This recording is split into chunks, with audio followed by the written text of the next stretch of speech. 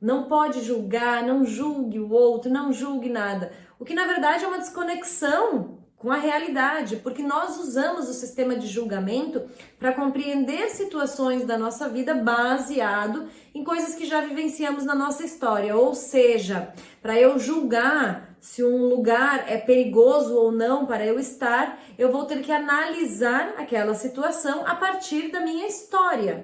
Eu vou assimilar dentro do meu cérebro se eu já fui em locais parecidos e eu achei eles perigosos ou não, se eu sei a história de alguém que esteve em um lugar similar e se foi perigoso ou não.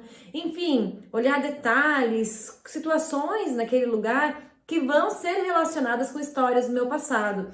E aí, nesse exemplo, a gente começa a entender como é que o julgamento funciona e o que o julgamento é. Que, na verdade, nada mais é do que uma soma de pequenas consciências, de pequenas verdades que fomos tomando para nós durante a vida e que na hora em que você se depara com uma situação nova ou diferente, você, para ter uma interpretação sobre algo que você ainda não viveu, você utiliza dessa ferramenta, ou seja, do nível de comparação com coisas que você já viveu lá atrás.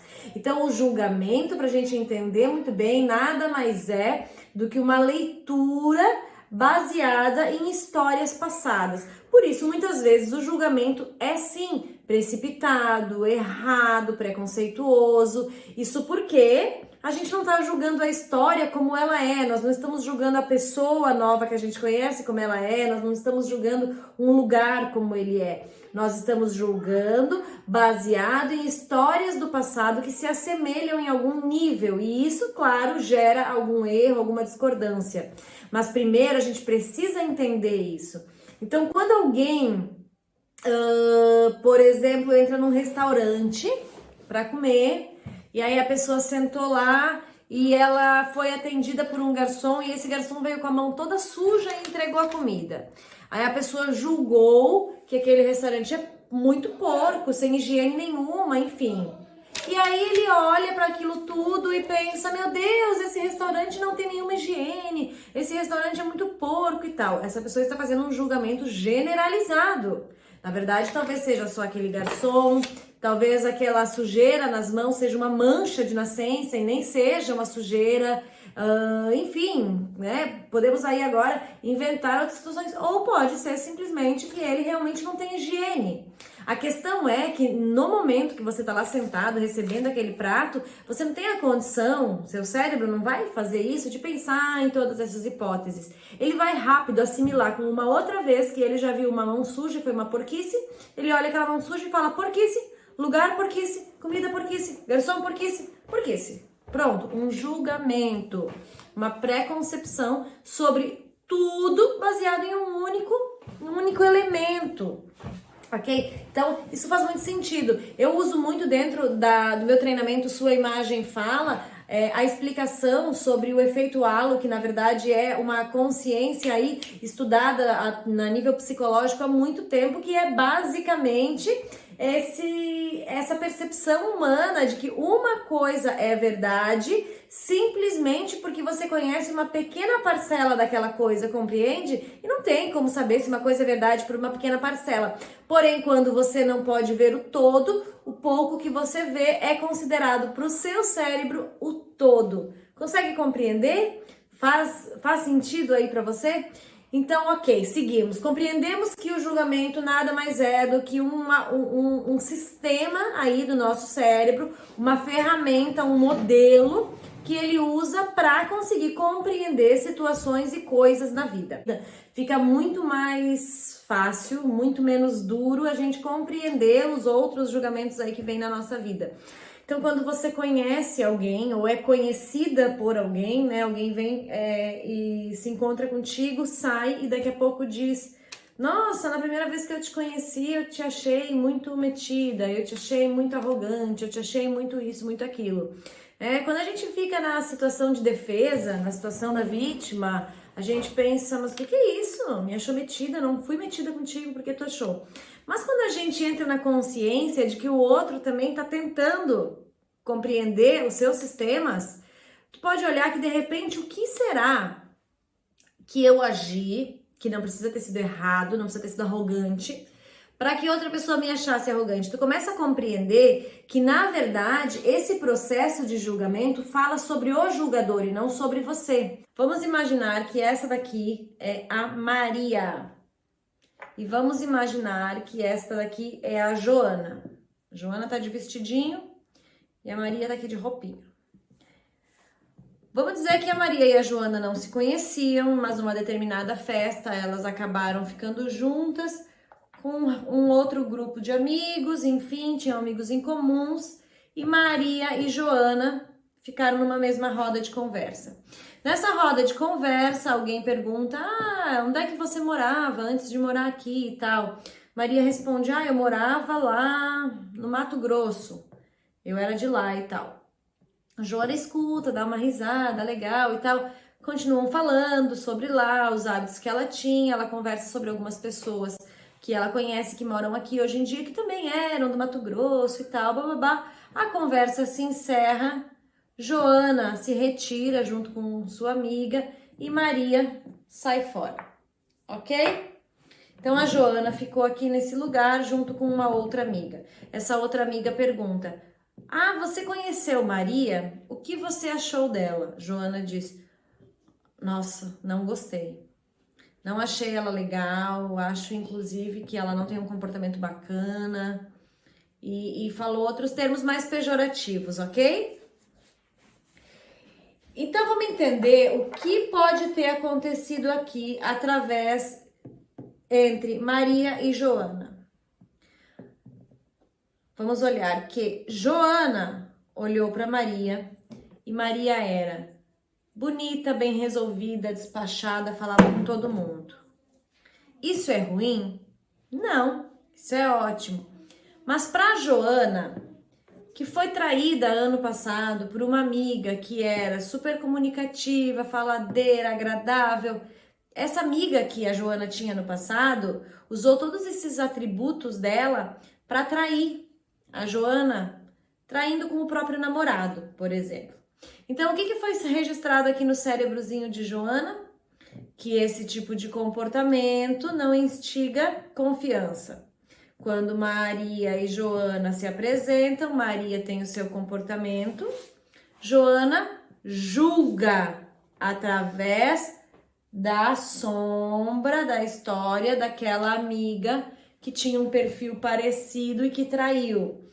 Joana, na verdade, não julga Maria, julga o comportamento de Maria, porque ainda olha para a história de traição desse perfil. Maria, por sua vez, poderia ficar triste, porque Joana achou ela tudo aquilo. Mas Maria sabe que Maria faz parte da alma do negócio.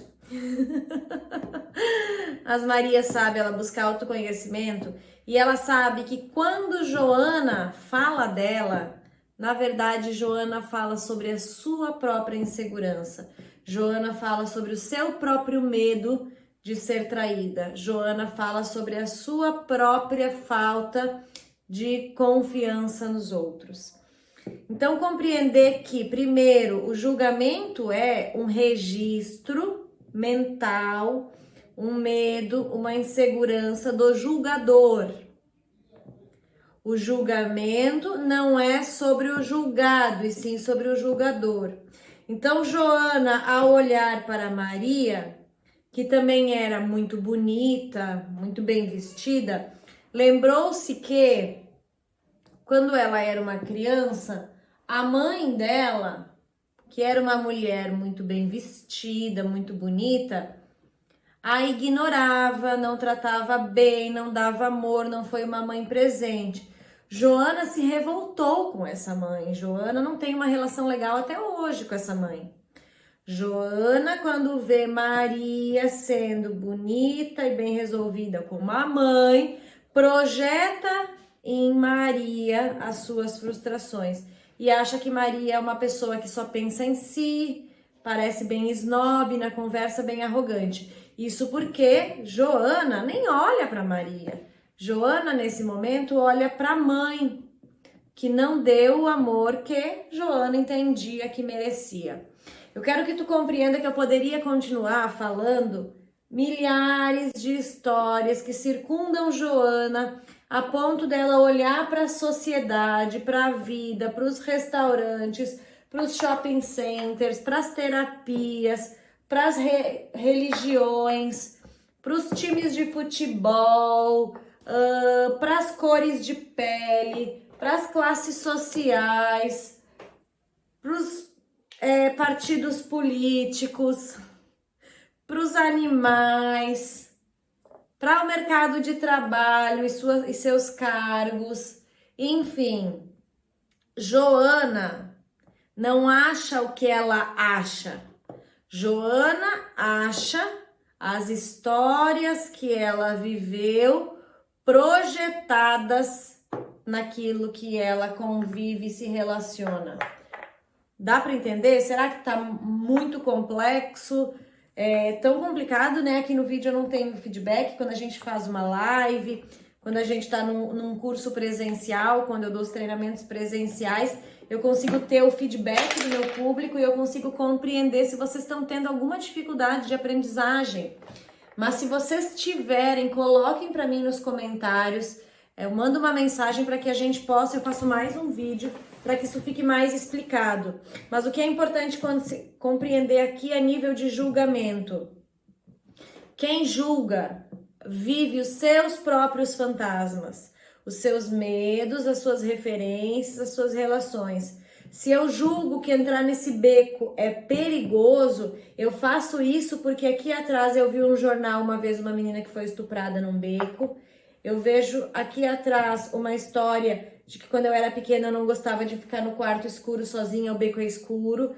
Eu vejo aqui atrás a história de que eu conheço vários homens violentos e eu vi um homem entrando aqui nesse beco antes.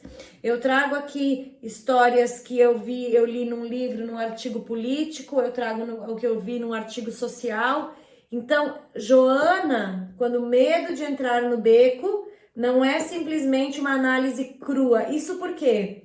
Pega uma criança que não tem ainda essa carga de história e coloca na frente de um beco. O que ela vai fazer? Entrar. Vai entrar. Não vai ter medo. Porque ela não tem essa carga de julgamento. Nós vamos, com o tempo, nos tornando mais julgadores porque vamos acumulando maior bagagem histórica e vivencial atrás de nós. Isso necessariamente vai te tornar um julgador mais severo com o tempo? Não. Porque, por exemplo, pode ser que Pedro, vamos trocar o personagem? Pedro, quando era pequeno, sofreu bullying na escola por ser muito baixinho. Ele sofreu com isso. Pedro um dia vai numa festa e conhece Pamela. Alguém chega para Pamela, vamos botar aqui, Elis chega para Pamela e diz: Pamela, você é muito magrela. Você é muito magrela e tal, babá. Pamela vem aqui e desmerece. Elis vem aqui e desmerece Pamela por causa de uma característica física dela. Pedro, ouvindo isso, julga que Elis, e não Pamela, Elis está reativa às suas próprias dores e compreende que, na verdade, Pamela só está ali sofrendo aquelas críticas. Ele, então, julga Pamela como alguém que merece receber amparo. O julgamento também pode ser uma decisão para amar alguém. Então, julga que Pamela merece amparo. Vem até Pamela e diz, conta pra ela a história dele. Olha, quando eu era pequeno também aconteceu isso e tal. Nem dá bola, eu aprendi a superar isso. E Pamela fica bem. Então, o julgamento de Pedro, nesse momento, fez com que ele compreendesse que Elis estava projetando suas dores em Pamela e que Pamela merecia, por sua vez, construir uma história baseada em amor. Então, ao invés de Pamela ficar apenas com aquela carga emocional de que todo mundo me critica por eu ser uma magrela, eu agora tenho na minha carga emocional o incentivo do amigo Pedro, que me diz, tá tudo bem ser do jeito que você é. Ou seja, O julgamento não necessariamente precisa ser algo ruim, evidentemente, né? Eu julgo algo é que eu estou olhando e tomando uma posição, tomando uma postura, me colocando de forma com uma escolha em relação a algo. Então, se eu compreendo que todo mundo só julga através da sua história, esse é o grande momento aqui do nosso olhar para o julgamento. Se eu compreendo que todo mundo só pode olhar uma situação e julgar alguém ou algo a partir da sua própria história, então eu compreendo que, tá vendo que tem 2 bonequinhos iguais aqui? Que na verdade, quando eu tô olhando pro outro, deixa eu botar um diferente. Quando eu tô olhando pro outro, na verdade o que eu estou vendo é um reflexo da minha própria dor. Quando eu estou julgando o outro, avaliando, refletindo, analisando outra pessoa, eu não estou fazendo isso de verdade sobre a outra pessoa. Eu estou fazendo isso sobre as minhas próprias dores. Exemplo: Paulo abriu um negócio. Ana é funcionária de uma empresa onde ela é maltratada e infeliz há anos, mas ganha muito bem. Ana tem uma história profissional de infelicidade, porém ganha muito bem. Paulo busca uma história onde ele se realiza, entregue o que ele quer para o mundo, mas não está tendo sucesso financeiro. E os dois conversam sobre isso e saem cada um com os seus julgamentos. Diz Paulo: a Ana é louca. Trabalhar num lugar onde ela é infeliz, se submeter a ficar sendo maltratada, não ser valorizada. Ana diz: Paulo é louco. E investir agora num negócio diferente, se não der certo, vai se bancar como? Snob, ao invés de aceitar a ordem dos outros, só quer ser chefe. Ana e Paulo estão julgando Ana e Paulo? Não! Ana está julgando Ana e Paulo está julgando Paulo. Quando Paulo diz que Ana é louca por aguentar isso, na verdade Paulo está falando sobre as suas próprias dores de que ele não quer isso para ele. Quando Ana diz que Paulo é louco de investir numa coisa para ele, Ana está falando sobre suas próprias dores de não ter coragem de mudar. Quando alguém te julga ou quando você julga alguém, seja positivo ou negativo, você na verdade está analisando o seu próprio desempenho, a sua própria coragem, o seu próprio medo. Paulo só fala sobre Paulo. Ana só fala sobre Ana. Isso é libertador. Porque quando alguém enche a boca para falar sobre algo que acha de você, perceba que aquela pessoa, ame aquela pessoa, acolha aquela pessoa, porque ela é uma bênção que está só falando sobre ela mesma. É como se alguém tivesse colocado um espelho na nossa frente e nós estamos falando aquilo que a gente vê em nós. Então tem um professor numa sala de aula, os alunos estão aqui assistindo esse professor. E esses alunos aqui, o professor tá ali falando a metodologia dele, ensinando. Ana, na hora do intervalo, diz para Lúcia: nossa, eu adoro a forma como esse professor explica, eu acho ele muito conciso, muito coerente. Lúcia diz: nossa, eu na verdade acho ele um chato, fico morrendo de sono na aula dele. José diz: eu acho ele um boçal, eu acho que ele se acha melhor que os alunos. Ana, Lúcia e José estão falando sobre eles próprios. Ana provavelmente é uma pessoa amorosa e tolerante. Por isso ela consegue ver no professor amorosidade e tolerância. Lúcia provavelmente é uma pessoa que não consegue levar para frente os seus objetivos, acaba se cansando de tudo na vida muito rápido. Para justificar isso, Ana fala do professor o que ela não tem coragem de falar sobre ela mesma. Ela diz que ele a cansa, quem na verdade se cansa é ela. José, que diz que o professor é boçal e trata todo mundo mal, na verdade tem uma necessidade de falar isso dos outros, porque tem essa sensação de inferioridade ou a arrogância e prepotência que não o permite analisar e olhar isso com amor e compreender que o professor estudou muito mais que ele naquele assunto, por isso é seu professor, e que ele tem sim nesse momento a capacidade de ter um conhecimento maior. Sendo assim, seja a Ana, seja a Lúcia, seja Paulo, seja José, seja Cássia, seja você. Todos nós fazemos os julgamentos da nossa vida segundo a nossa própria história, uma somatória de tudo que a gente viveu, principalmente tudo que a gente não gostou de ter vivido, as dores que a gente compartilha, as histórias que a gente traz. Quando tu compreende isso, tu percebe que cada vez que tu julga, olha que exercício interessante, você é esse boneco, olha para esse bonequinho, olha para os olhinhos dele. Você é esse boneco. Cada vez que você julga alguém, se você está me julgando agora, cada vez que você julga alguém, cada vez que você acha alguém ignorante, prepotente, preguiçoso, feio, alto, baixo, magro, triste, depressivo, qualquer coisa, você está falando sobre você. Cada vez que você acha alguém capacitado, interessante, capaz, forte, admirável, você está falando sobre você. Tome isso como uma dose enorme de responsabilidade. Todos nós só falamos sobre nós mesmos.